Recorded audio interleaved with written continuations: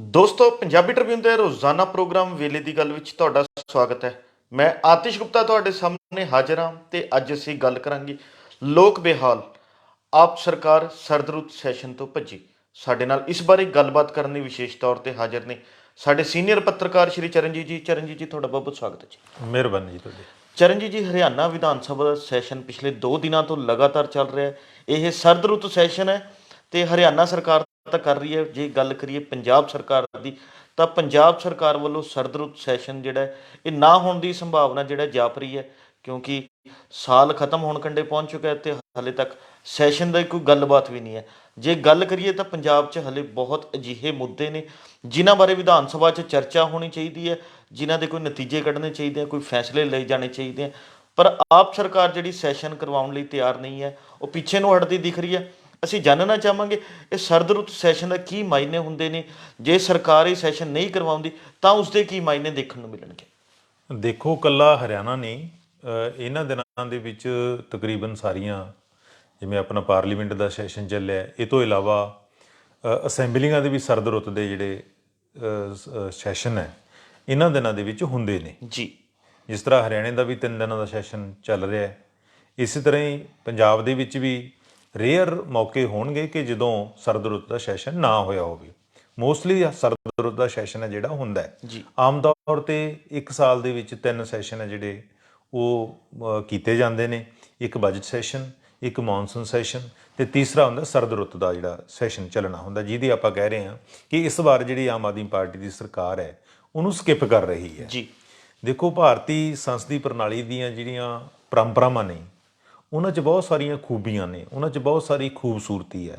ਪਰ ਜਦੋਂ ਅਸੀਂ ਅਸੈਂਬਲੀਆਂ ਦੇ ਨੂੰ ਲੈ ਕੇ, ਉਹਨਾਂ ਦੇ ਸੈਸ਼ਨਾਂ ਨੂੰ ਲੈ ਕੇ ਜਦੋਂ ਸਰਕਾਰਾਂ ਦਾ ਇਸ ਤਰ੍ਹਾਂ ਦਾ ਵਿਵਹਾਰ ਦੇਖਦੇ ਹਾਂ ਜਾਂ ਉਹਨਾਂ ਦੀ ਕਾਰਗੁਜ਼ਾਰੀ ਦੇਖਦੇ ਹਾਂ ਤਾਂ ਸਾਨੂੰ ਲੱਗਦਾ ਕਿ ਉਹ ਪਰੰਪਰਾਵਾਂ ਨੂੰ ਡੇ ਬਾਈ ਡੇ ਹੈ ਇੱਕ ਇੱਕ ਕਰਕੇ ਜਿਹੜਾ ਮਾਰਿਆ ਜਾ ਰਿਹਾ ਹੈਗਾ।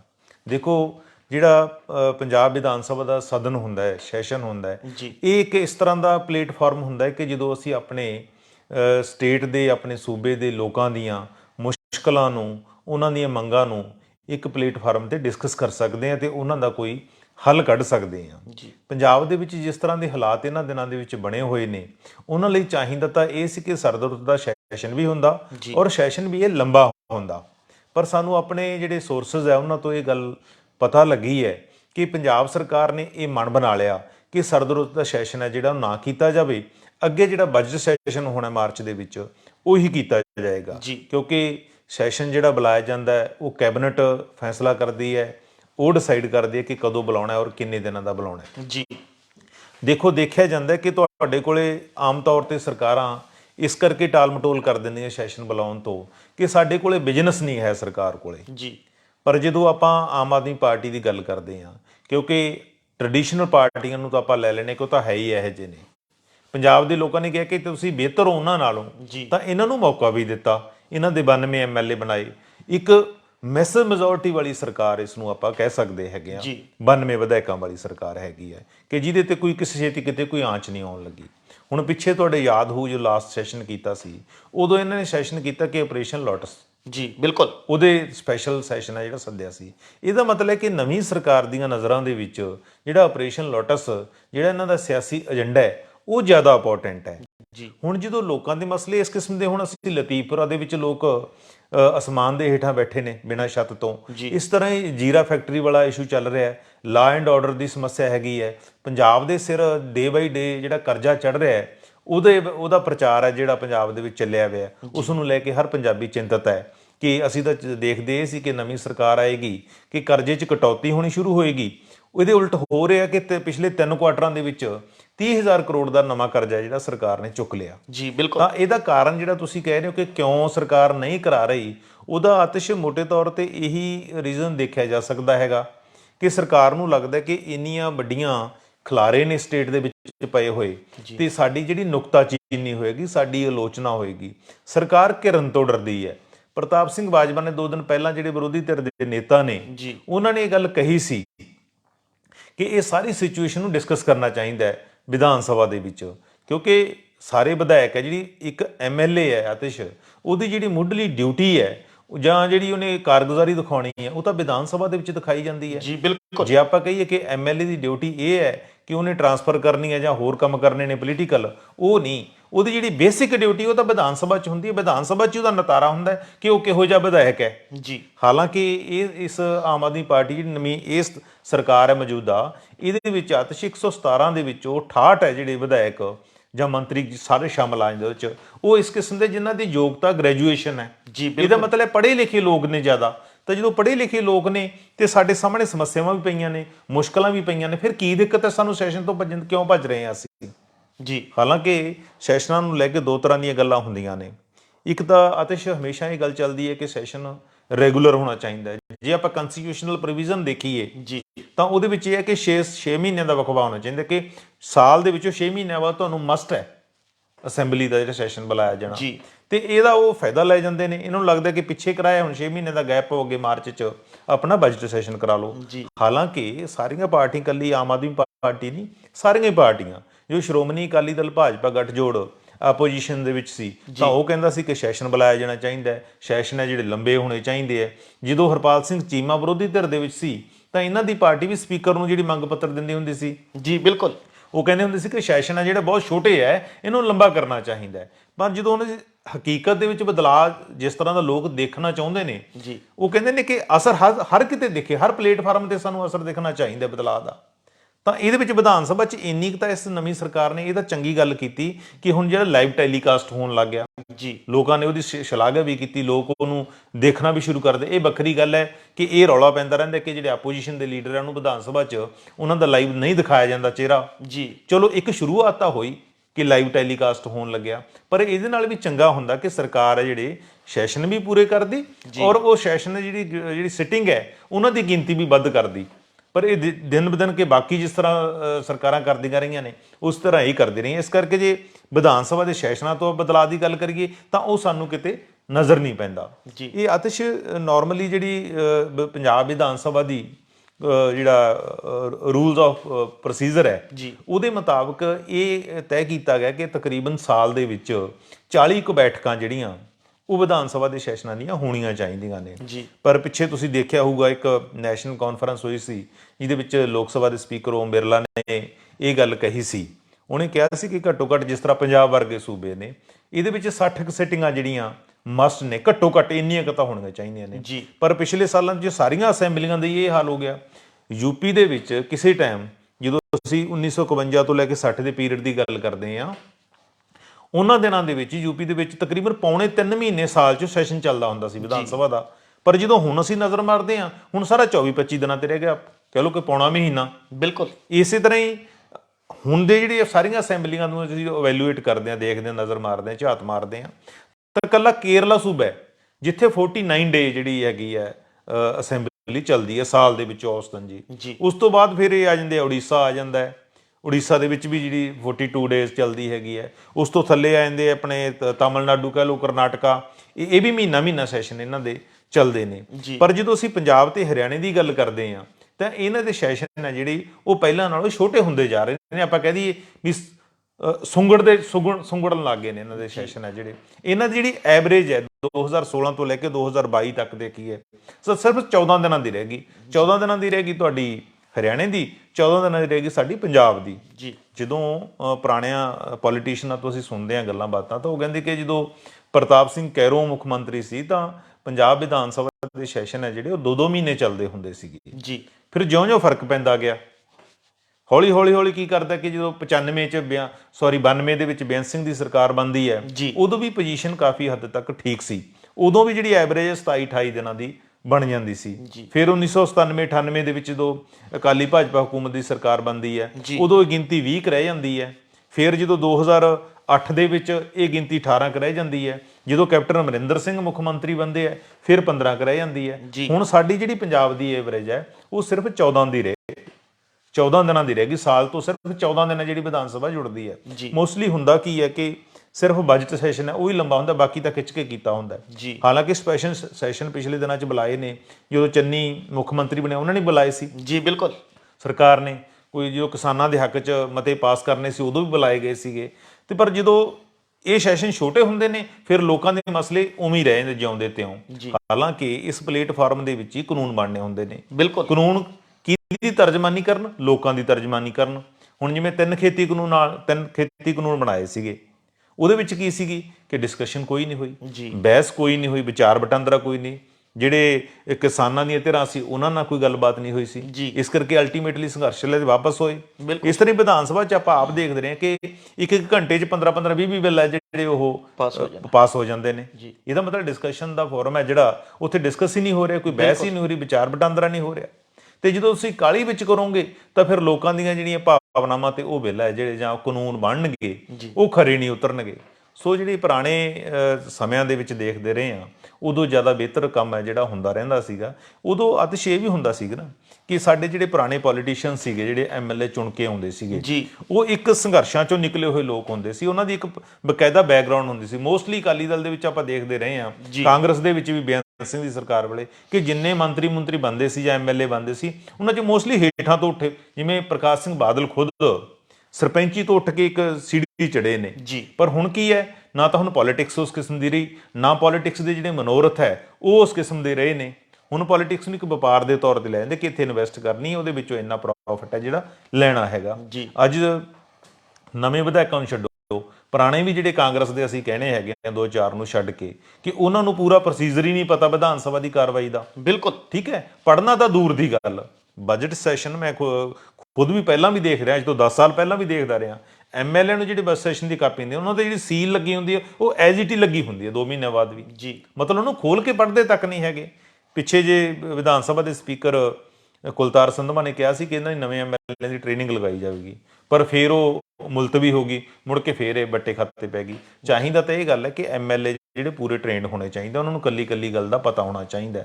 ਹਾਲਾਂਕਿ ਇਹ ਲੋਕ ਪੜ੍ਹੇ ਲਿਖੇ ਆਪਾਂ ਕਹਿੰਦੇ ਇਹਨਾਂ ਤੋਂ ਐਕਸਪੈਕਟ ਵੀ ਕਰਦੇ ਹਾਂ, ਇਸੇ ਕਰਕੇ ਲੋਕ ਕਹਿੰਦੇ ਕਿ ਬਦਲਾਅ ਆਇਆ ਤਾਂ ਬਦਲਾਅ ਹੁਣ ਤੁਸੀਂ ਸਾਨੂੰ ਜ਼ਮੀਨ ਤੇ ਵੀ ਦਿਖਾਓ, ਹਕੀਕਤ ਦੇ ਵਿੱਚ ਵੀ ਦਿਖਾਓ। ਸੋ ਸਰਦ ਰੁੱਤ ਦਾ ਸੈਸ਼ਨ ਹੈ ਜਿਹੜਾ ਉਹ ਕੈਂਸਲ ਕਰਨ ਦਾ ਇੱਕੋ ਹੀ ਕਾਰਨ ਹੋ ਸਕਦਾ ਕਿ ਪੰਜਾਬ ਦੇ ਵਿੱਚ ਬਹੁਤ ਸਾਰੀਆਂ ਜਿਹੜੀਆਂ ਸਮੱਸਿਆਵਾਂ ਨਾਲ ਲੋਕ ਜੂਝ ਰਹੇ ਨੇ ਕਿ ਸਦਨ ਦੇ ਵਿੱਚ ਸਾਡੀ ਜਿਹੜੀ ਘੇਰਾਬੰਦੀ ਹੋਏਗੀ, ਸਾਡੀ ਆਲੋਚਨਾ ਹੋਏਗੀ, ਨੁਕਤਾਚੀਨੀ ਹੋਏਗੀ। ਨਾਲੇ ਇਹ ਸਰਕਾਰ ਹੈ ਜਿਹੜੀ ਬਦਲਾਅ ਵਾਲੀ, ਇਹ ਨੁਕਤਾਚੀਨੀ ਜਾਂ ਆਲੋਚਨਾ ਤਾਂ ਬਿਲਕੁਲ ਹੀ ਪਸੰਦ ਨਹੀਂ ਕਰਦੀ। ਪਿਛਲੇ 9 ਮਹੀਨਿਆਂ 'ਚ ਆਪਣੇ ਸਾਹਮਣੇ ਵੀ ਆ ਗਏ। ਜਦੋਂ ਚਰਨਜੀਤ ਜੀ ਆਪਾਂ ਗੱਲ ਕਰ ਰਹੇ ਹਾਂ ਪੰਜਾਬ ਸਰਕਾਰ ਦੀ ਕਾਰਗੁਜ਼ਾਰੀ ਦੀ, ਤਾਂ ਪਿਛਲੀਆਂ ਸਰਕਾਰਾਂ ਤੇ ਨਜ਼ਰ ਮਾਰੀਏ ਤਾਂ ਮੁੱਖ ਤੌਰ ਤੇ ਸਾਬਕਾ ਮੁੱਖ ਮੰਤਰੀ ਕੈਪਟਨ ਅਮਰਿੰਦਰ ਸਿੰਘ ਤੇ ਇਹ ਦੋਸ਼ ਲੱਗਦੇ ਰਹੇ ਨੇ ਵੀ ਕਿ ਉਹਨਾਂ ਦੀ ਐਕਟੀਵਿਟੀ ਬਹੁਤ ਘੱਟ ਹੈ, ਉਹ ਲੋਕਾਂ 'ਚ ਘੱਟ ਜਾਂਦੇ ਨੇ ਜਾਂ ਮੁੱਖ ਮੰਤਰੀ ਦਫ਼ਤਰ 'ਚ ਘੱਟ ਜਾਂਦੇ ਨੇ। ਜੇ ਗੱਲ ਕਰੀਏ ਤਾਂ ਮੌਜੂਦਾ ਸਰਕਾਰ ਦੀ, ਤਾਂ ਇਹ ਵੀ ਸਰਕਾਰ ਬਾਰੇ ਇਹੀ ਘੁਸਰ ਮੁਸਰ ਸੁਣਨ 'ਚ ਮਿਲ ਰਹੀ ਹੈ ਵੀ ਕਿ ਆਪ ਸਰਕਾਰ ਲੋਕਾਂ ਦੇ ਵਿੱਚ ਬਦਲਾਅ ਦਾ ਨਾਰਾ ਲੈ ਕੇ ਤਾਂ ਜ਼ਰੂਰ ਆਈ ਸੀ, ਪਰ ਇਸ ਸਰਕਾਰ ਦੀ ਵੀ ਜਿਹੜੀ ਕਾਰਗੁਜ਼ਾਰੀ ਹੈ ਲੋਕਾਂ ਤੋਂ ਬਹੁਤ ਦੂਰ ਦਿਖ ਰਹੀ ਹੈ ਵੀ ਕਿ ਆਮ ਆਦਮੀ ਪਾਰਟੀ ਸਰਕਾਰ ਤੇ ਆਮ ਲੋਕਾਂ ਦੇ ਵਿੱਚ ਬਹੁਤ ਗੈਪ ਪੈ ਗਿਆ। ਇਸ ਨੂੰ ਕਿਵੇਂ ਦੇਖੋ?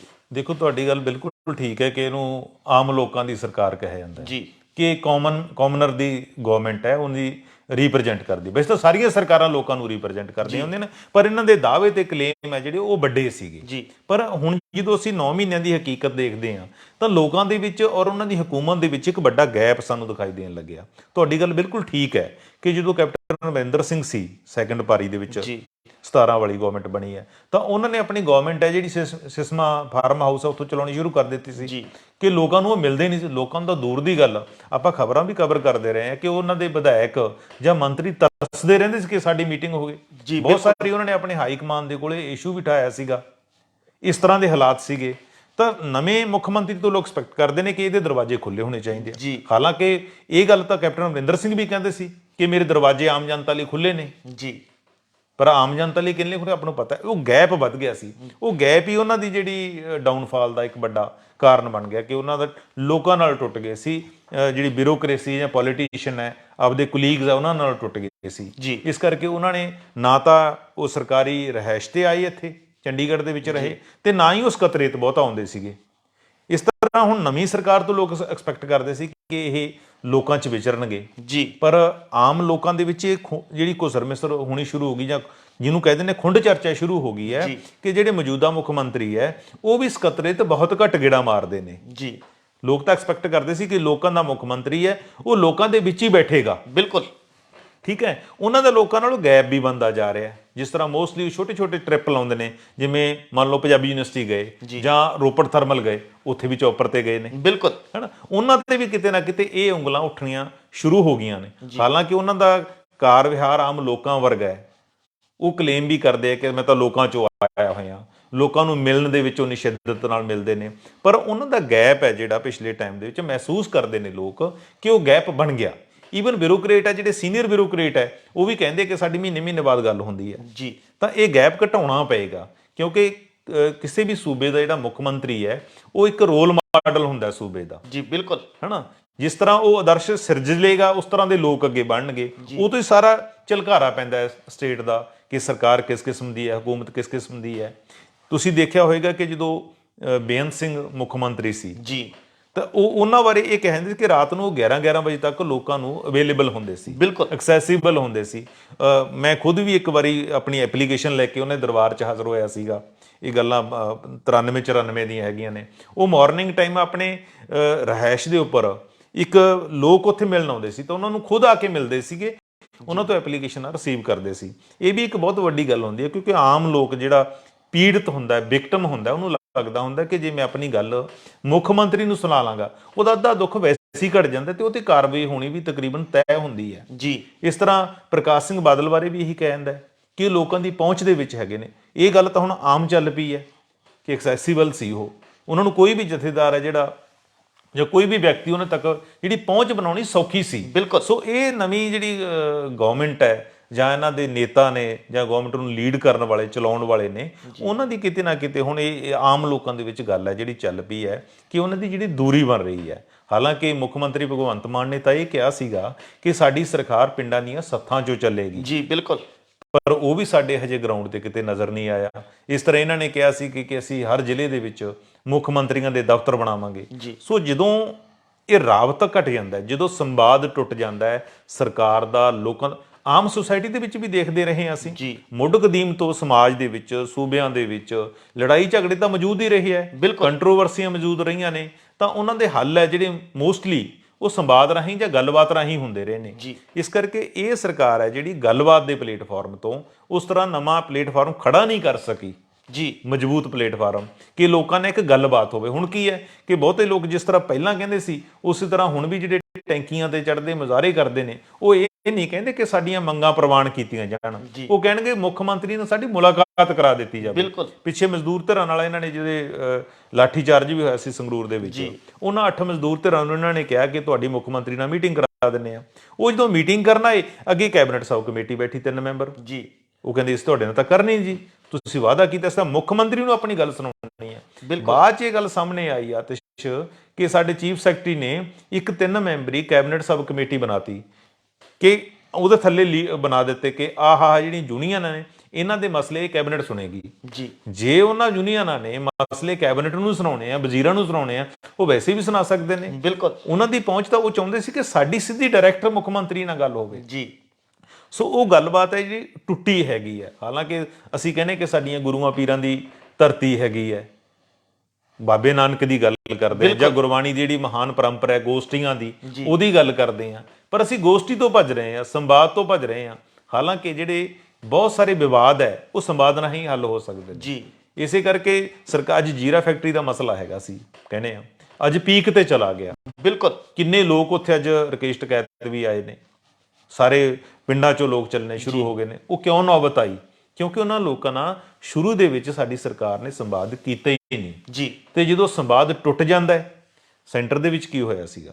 ਬਿਲਕੁਲ ਗੱਲਬਾਤ ਹੀ ਨਹੀਂ ਹੋਈ ਸੀ ਜੀ। ਇਸੇ ਕਰਕੇ ਮਸਲੇ ਖੜੇ ਹੁੰਦੇ ਨੇ। ਤਾਂ ਸਾਡੀ ਇਹ ਨਵੀਂ ਸਰਕਾਰ ਤੋਂ ਲੋਕ ਐਕਸਪੈਕਟ ਕਰਦੇ ਨੇ ਕਿ ਜੇ ਤੁਸੀਂ ਸੱਚਮੁੱਚ ਲੋਕਾਂ ਦੀ ਸਰਕਾਰ ਹੋ ਤਾਂ ਸਾਡੇ ਨਾਲ ਟੇਬਲ ਤੇ ਬੈਠ ਕੇ ਗੱਲਬਾਤ ਕਰੋ, ਸਾਡੇ ਦੁੱਖ ਦਰਦ, ਸਾਡੀਆਂ ਸਮੱਸਿਆਵਾਂ, ਸਾਡੀਆਂ ਮੁਸ਼ਕਲਾਂ ਨੂੰ ਸੁਣੋ ਤੇ ਉਹਨਾਂ ਦਾ ਹੱਲ ਕਰੋ ਜੀ।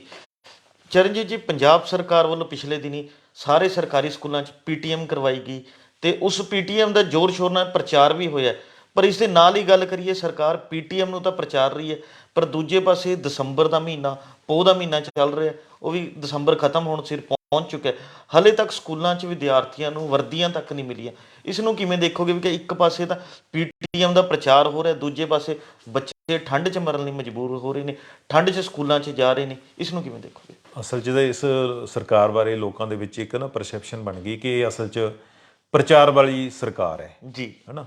ਪਿਛਲੀਆਂ ਸਰਕਾਰਾਂ ਦੇ, ਹੁਣ ਆਪਾਂ ਵੀ ਇੰਨੀਆਂ ਸਰਕਾਰਾਂ ਦੇਖ ਲਈਆਂ, ਬਿਲਕੁਲ, ਉਹ ਦੇਖਦੇ ਕੋਈ ਛੋਟੇ-ਮੋਟੇ ਮਸਲਿਆਂ ਦਾ ਪ੍ਰਚਾਰ ਹੀ ਨਹੀਂ ਕਰਦੇ ਸੀਗੇ ਜੀ।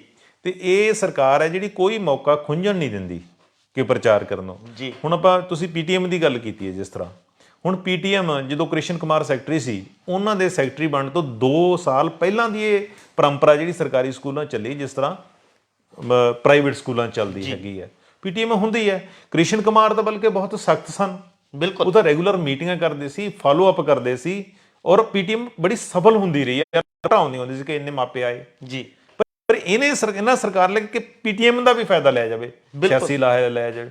ਹੁਣ ਉਹਨਾਂ ਦੀ એનર્ਜੀ ਕਿੰਨੀ ਲੱਗੀ, ਮੁੱਖ ਮੰਤਰੀ ਖੁਦ ਗਏ ਜੀ, ਠੀਕ ਹੈ, ਸਾਰੇ ਐਮਐਲਏ ਮਿਨਿਸਟਰਾਂ ਦੀਆਂ ਡਿਊਟੀਆਂ ਲੱਗੀਆਂ ਜੀ, ਬਿਲਕੁਲ ਐਸਡੀਐਮ ਤੋਂ ਲੈ ਕੇ ਡੀਸੀ ਤੱਕ ਦੀਆਂ ਡਿਊਟੀਆਂ ਲੱਗੀਆਂ, ਜੀ, ਪੂਰਾ ਜਿਹੜਾ ਸਿਸਟਮ ਸੀ ਉਹ ਇੱਕ ਦਿਨ ਨਹੀਂ ਇਨਵੋਲਵ ਹੋ ਗਿਆ ਪੀਟੀਐਮ। ਤਾਂ ਫਿਰ ਪ੍ਰਚਾਰ ਦੀ ਕੀ ਲੋੜ ਹੈ? ਬਿਲਕੁਲ। ਜੇ ਤੁਹਾਡੇ ਜ਼ੀਰੋ ਬਿੱਲ ਆ ਰਹੇ ਤਾਂ ਲੋਕਾਂ ਦੇ ਘਰਾਂ 'ਚ ਜ਼ੀਰੋ ਬਿੱਲ ਜਾਣਗੇ ਤਾਂ ਮਹਿਸੂਸ ਕਰਨਗੇ ਕਿ ਸਰਕਾਰ ਨੇ ਸਾਡੇ ਲਈ ਕੁਝ ਕੀਤਾ ਹੈ। ਜੀ, ਜੇ ਤੁਸੀਂ 1000 ਰੁਪਇਆ ਦਿਓਗੇ ਤਾਂ ਲੋਕ ਮਹਿਸੂਸ ਕਰਨਗੇ, ਉਹਦੇ ਲਈ ਦੱਸਣ ਦੀ ਲੋੜ ਨਹੀਂ। ਫਿਰ ਤੁਸੀਂ ਕੰਟਰਾਸਟ ਹੈ ਇਹ, ਫਿਰ ਇਹ ਨਾ ਕਹੋ ਸਾਡਾ ਕੰਮ ਬੋਲਦਾ, ਫਿਰ ਤੁਸੀਂ ਪ੍ਰਚਾਰ ਕਰ ਲਓ। ਜੀ, ਜੇ ਕੰਮ ਬੋਲਦਾ ਫਿਰ ਪ੍ਰਚਾਰ ਬੰਦ ਕਰੋ। ਜੀ। ਹੁਣ ਖਬਰ ਨਿਕਲ ਕੇ ਇਹ ਆ ਰਹੀ ਹੈ ਕਿ ਸਕੂਲਾਂ ਦੇ ਵਿੱਚ ਜਿਹੜੇ ਬੱਚੇ ਹੈ, ਉਹਨਾਂ ਦਾ ਜਿਹੜਾ ਵਿਦਿਅਕ ਸੈਸ਼ਨ ਹੈ ਉਹਦੇ 9 ਮਹੀਨੇ ਪੂਰੇ ਹੋ ਗਏ, ਬਿਲਕੁਲ। ਪਰ ਉਹਨਾਂ ਨੂੰ ਅਜੇ ਤੱਕ ਯੂਨੀਫਾਰਮ ਨਹੀਂ ਮਿਲੀ। ਜੀ। ਚਾਹੀਦਾ ਕੀ ਸੀ ਕਿ ਪਹਿਲਾਂ ਉਹਨੂੰ ਯੂਨੀਫਾਰਮ ਦਿੰਦੇ, ਉਹੀ ਯੂਨੀਫਾਰਮ ਪਾ ਕੇ ਉਹ ਜਿਹੜੇ ਸਰਕਾਰ ਦੇ ਪੈਸੇ ਹੁੰਦੇ ਉਹ ਯੂਨੀਫਾਰਮ ਪਾ ਕੇ ਉਹ ਪੀਟੀਐਮ ਦੇ ਵਿੱਚ ਆਉਂਦੇ। ਜੀ। ਫਿਰ ਉਹ ਕਦੇ ਕਿਤਾਬਾਂ ਸਮੇਂ ਸਿਰ ਨਹੀਂ ਮਿਲੀਆਂ, ਬੁੱਕਸ ਜਿਹੜੀਆਂ ਸਰਕਾਰੀ ਸਕੂਲਾਂ 'ਚ ਦਿੱਤੀਆਂ ਜਾਂਦੀਆਂ। ਹੁਣ ਸਾਰੇ ਜਿਹੜੀਆਂ ਵੀ ਸਰਕਾਰੀ ਸਕੂਲਾਂ 'ਚ ਲੜਕੀਆਂ ਪੜ੍ਹਦੀਆਂ ਨੇ, ਜੀ, ਐਸਸੀ ਬੀਸੀ ਜਾਂ ਬੀਪੀਐਲ ਲੜਕੇ ਪੜ੍ਹਦੇ ਨੇ ਪਹਿਲੀ ਤੋਂ ਲੈ ਕੇ 8ਵੀਂ ਤੱਕ ਦੇ, ਉਹਨਾਂ ਨੂੰ ਯੂਨੀਫਾਰਮ ਦੇਣੀ ਹੁੰਦੀ ਹੈ। ਬਿਲਕੁਲ। ਹਰਪਾਲ ਸਿੰਘ ਚੀਮਾ ਨੇ ਵਿਧਾਨ ਸਭਾ 'ਚ ਇਹ ਕਿਹਾ ਸੀ ਕਿ ਅਸੀਂ 23 ਕਰੋੜ ਰੁਪਏ ਦਾ ਬਜਟ ਰੱਖਿਆ ਇਹਦੇ ਲਈ। ਜੀ। ਤਾਂ 23 ਕਰੋੜ ਦਾ ਬਜਟ ਨਹੀਂ ਜੁੜਿਆ ਬੱਚਿਆਂ ਲਈ, ਜਾਂ ਤਾਂ ਫਿਰ ਇਹ ਹੋ ਸਕਦਾ ਕਿ ਬੱਚਿਆਂ ਦੀ ਵੋਟ ਨਹੀਂ ਹੁੰਦੀ ਤਾਂ ਨਹੀਂ ਸਰਕਾਰ ਉਹਨਾਂ ਨੂੰ ਪ੍ਰਾਇੋਰਟੀ ਦਿੰਦੀ ਹੋਣੀ। ਜੀ। ਪਰ ਦੇਖਿਆ ਜਾਵੇ ਤਾਂ ਜਿਹੜੀ ਅਸੀਂ ਕਹਿ ਰਹੇ ਹਾਂ ਨਾ ਬਿਜਲੀ ਸਬਸਿਡੀ, ਤਾਂ ਅੱਧੇ ਦਿਨ ਦੀ ਜਿਹੜੀ ਬਿਜਲੀ ਸਬਸਿਡੀ ਹੈ ਉਹ 25 ਕਰੋੜ ਬਣਦੀ ਹੈ, ਅੱਧੇ ਦਿਨ ਦੀ ਬਿਜਲੀ ਸਬਸਿਡੀ। ਤੇ ਇਹਨਾਂ ਬੱਚਿਆਂ ਨੂੰ ਯੂਨੀਫਾਰਮ ਲਈ ਕਿੰਨੇ ਪੈਸੇ ਚਾਹੀਦੇ? 23 ਕਰੋੜ। ਮਤਲਬ ਅੱਧੇ ਦਿਨ ਦੀ ਸਬਸਿਡੀ ਨਾਲ ਸਾਰੇ ਸਕੂਲਾਂ ਦੇ ਬੱਚਿਆਂ ਨੂੰ ਜਿਹੜੀ ਤੁਸੀਂ ਯੂਨੀਫਾਰਮ ਹੈ ਉਹ ਦੇ ਸਕਦੇ ਹੋ। ਪਰ ਇਹ ਸਰਕਾਰ ਹੈ ਤਾਂ ਆਪਾਂ ਜਦੋਂ ਤੁਸੀਂ ਗੱਲ ਸ਼ੁਰੂ ਕੀਤੀ ਹੈਗੀ ਹੈ ਕਿ ਪ੍ਰਚਾਰ ਵਾਲੀ ਸਰਕਾਰ ਹੈ, ਹਰ ਗੱਲ ਚੋਂ ਮੇਰੇ ਯਾਦ ਆਉਂਦਾ ਹੈ ਕਿ ਇੱਕ ਵਾਰੀ ਜਦੋਂ 1997 ਵਾਲੀ ਸਰਕਾਰ ਸੀ ਜੀ, ਉਹਨਾਂ ਦੇ ਵਜ਼ੀਰ ਨੇ ਕਿਹਾ ਸੀ ਕਿ ਜਿਹੜੇ ਅਸੀਂ ਵਜ਼ੀਫੇ ਸਕੂਲਾਂ 'ਚ ਮਿਲਦੇ ਨੇ ਉਹ ਅਸੀਂ ਇੱਕ ਸਮਾਗਮ ਕਰਕੇ ਵੰਡਾਂਗੇ। ਪਰ ਇਹ ਮੈਨੂੰ ਕਿਸੇ ਨੇ ਪਤਾ ਨਹੀਂ ਗੱਲ ਇਹ 'ਚ ਕਿੰਨੀ ਕੁ ਸੱਚਾਈ ਹੈ ਕਿ ਮੌਜੂਦਾ ਸਰਕਾਰ ਦੇ ਇੱਕ ਮੰਤਰੀ ਨੇ ਆਪਣੇ ਸ਼ਹਿਰ ਦੀ ਜਿਹੜੀ ਕਾਰਪੋਰੇਸ਼ਨ ਹੈ ਉਹਦੇ ਵਿੱਚ ਇਹ ਸੁਨੇਹਾ ਪਹੁੰਚਾਇਆ ਕਿ ਇਸ ਮਹੀਨੇ ਦੇ ਵਿੱਚ ਜਿੰਨੇ ਵੀ ਜਨਮ ਸਰਟੀਫਿਕੇਟ ਬਣੇ ਨੇ, ਜਿੰਨੇ ਵੀ ਮੌਤ ਦੇ ਸਰਟੀਫਿਕੇਟ ਬਣੇ ਨੇ, ਉਹ ਇਕੱਠੇ ਕਰਕੇ ਰੱਖਿਓ, ਆਪਾਂ ਉਹਨਾਂ ਨੂੰ ਸਮਾਗਮ ਕਰਕੇ ਦੇਵਾਂਗੇ। ਮਤਲਬ ਇਹ ਗੱਲ 'ਚ ਸੱਚ ਹੈ ਜਾਂ ਕਿੰਨਾ ਕੁ ਸੱਚਾਈ ਹੈ, ਜੇ ਝੂਠ ਹੈ ਤਾਂ ਨਹੀਂ ਆਪਾਂ ਪੁਸ਼ਟੀ ਕਰਦੇ, ਪਰ ਇਹ ਬੜੀ ਕਮਾਲ ਦੀ ਗੱਲ ਹੈ। ਇਸ ਗੱਲ ਤੋਂ ਇਹਨਾਂ ਤੋਂ ਲੋਕ ਯਕੀਨ ਵੀ ਕਰ ਲੈਣਗੇ ਕਿਉਂਕਿ ਹਰ ਗੱਲ ਦਾ ਇਹ ਫਾਇਦਾ ਲੈਂਦੇ ਨੇ, ਪ੍ਰਚਾਰ ਕਰਦੇ ਨੇ। ਇਹ ਵੀ ਹੋ ਸਕਦਾ ਕਿ ਕੱਲ ਨੂੰ ਮੌਤ ਦੇ ਸਰਟੀਫਿਕੇਟ ਹੈ ਉਹ ਲੋਕਾਂ ਨੂੰ ਇਕੱਠ ਕਰਕੇ ਸਮਾਗਮਾਂ 'ਚ ਵੰਡਣ। ਤੇ ਮੁਲਾਜ਼ਮ ਕਈ ਵਾਰੀ ਹੱਸਦੇ ਹੁੰਦੇ ਨੇ ਕਿ ਸਾਨੂੰ ਤਾਂ ਇਹ ਡਰ ਲੱਗਦਾ ਹੈ ਕਿ ਮੌਜੂਦਾ ਸਰਕਾਰ ਕਿਤੇ 1 ਤਰੀਕ ਨੂੰ ਸਾਨੂੰ ਕਿਤੇ ਫੰਕਸ਼ਨ ਤੇ ਨਾ ਬੁਲਾ ਲੇ ਕਿ ਤੁਹਾਨੂੰ ਤਨਖਾਹ ਦੇਣੀ ਹੈਗੀ ਹੈ। ਸੋ ਇਸ ਕਿਸਮ ਦੀ ਸਰਕਾਰ ਹੈ। ਮੰਨ ਲਓ ਜੇ ਤੁਸੀਂ ਕੰਮ ਕਰਦੇ ਹੋ ਤਾਂ ਗਰਾਊਂਡ ਤੇ ਲੋਕਾਂ ਨੂੰ ਦਿਖਦਾ ਹੁੰਦਾ ਹੈ, ਕਿਉਂਕਿ ਪੰਜਾਬ ਦੇ ਵਿੱਚ ਇਸ ਕਿਸਮ ਦਾ ਕਲਚਰ ਨਹੀਂ ਰਿਹਾ ਕਿ ਲੋੜੋਂ ਵੱਧ ਪ੍ਰਚਾਰ ਉਹਨਾਂ ਲੋਕਾਂ ਨੂੰ ਹਜਮ ਨਹੀਂ ਹੁੰਦਾ। ਇਸ ਕਰਕੇ ਸਰਕਾਰ ਨੂੰ ਚਾਹੀਦਾ ਹੈ ਕਿ ਜੋ ਕਰਦੇ ਨੇ ਲੋਕਾਂ ਨੂੰ ਰਿਸੀਵ ਕਰਨਗੇ। ਲੋਕਾਂ ਲਈ ਤੁਸੀਂ ਚੰਗਾ ਕਰੋਗੇ ਤਾਂ ਤੁਹਾਡੀ ਭੱਲ ਬਣੇਗੀ। ਲੋਕਾਂ ਲਈ ਤੁਸੀਂ ਜੇ ਇਕੱਲਾ ਪ੍ਰਚਾਰ ਕਰੋਗੇ ਤਾਂ ਲੋਕ ਉਹ ਵੀ ਭਲੀ ਭਾਂਤ ਜਾਣੂ ਹੈ। ਇਸ ਕਰਕੇ ਸਰਕਾਰ ਨੂੰ ਨਵੀਆਂ ਲੀਹਾਂ ਬਣਾਉਣ ਦੀ ਲੋੜ ਹੈ, ਇਸ ਤਰ੍ਹਾਂ ਦੇ ਪ੍ਰਚਾਰ ਤੋਂ ਪਿੱਛੇ ਹਟਣ ਦੀ ਲੋੜ ਹੈ। ਜੀ, ਇਹ ਸਨ ਸਾਡੇ ਪੱਤਰਕਾਰ ਸ਼੍ਰੀ ਚਰਨਜੀਤ ਜੀ, ਜਿਨ੍ਹਾਂ ਨੇ ਆਪਣੇ ਵਡਮੁੱਲੇ ਵਿਚਾਰ ਸਾਡੇ ਨਾਲ ਸਾਂਝੇ ਕੀਤੇ। ਕੱਲ ਨੂੰ ਇਸੇ ਸਮੇਂ ਇੱਕ ਨਵੇਂ ਮੁੱਦੇ ਤੇ ਫਿਰ ਗੱਲ ਕਰਾਂਗੇ ਪ੍ਰੋਗਰਾਮ ਵੇਲੇ ਦੀ ਗੱਲ ਵਿੱਚ। ਧੰਨਵਾਦ।